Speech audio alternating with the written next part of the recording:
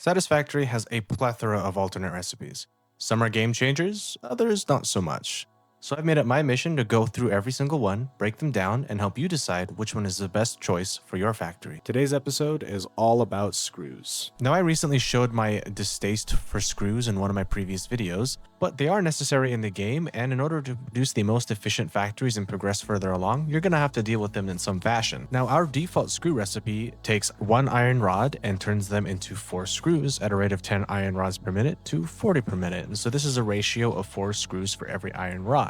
And it accomplishes this using 6 megajoules per item. Now, cast screws are a little better. They take 5 iron ingots to produce 20 screws at a rate of 12.5 iron ingots per minute to 50 screws per minute. Now, this is a ratio of 4 screws for every iron ingot, and if you do the math for both of these recipes, the amount of iron ingots you send into each system ends up producing the same exact amount of screws, so you're not saving any materials here, but you are saving power as it only takes 4.8 megajoules per item to produce cast screws. And finally, we have steel screws. Now, steel screws take 1 steel beam to produce 52 screws at a rate of 5 steel beams per minute to 260 screws per minute. So steel screws are a throughput king, and this ratio is actually insane. 52 screws for every 1 steel beam is a great rate. Plus, it is also much more power efficient than either of the 2 other options at 0.92 megajoules per item. Now, obviously that means you're gonna have to use steel ingots for this recipe, but the amount that you're using is so minimal, it's not gonna have that much of an effect on your steel production.